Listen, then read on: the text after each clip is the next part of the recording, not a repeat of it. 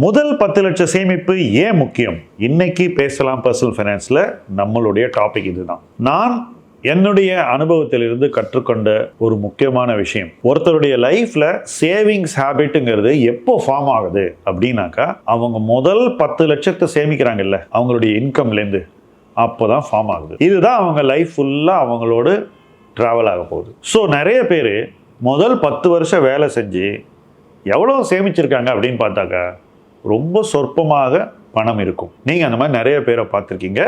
உங்களில் சில பேர் கூட அப்படிப்பட்டவர்களாக இருக்கலாம். அப்படி இருந்துச்சுன்னா நீங்கள் இன்னைக்கு என்ன தெரிஞ்சுக்கணும்? ஃபஸ்ட்டு, நீங்கள் முதல் 10 லட்சத்தை சேமிக்க அதிக முயற்சியை எடுக்கலை அப்படிங்கிறத தெளிவாக புரிஞ்சுக்கணும். அதையும் மீறி இன்னொரு விஷயத்தையும் நீங்கள் ஒப்புக்கொள்ளத்தான் வேண்டும்.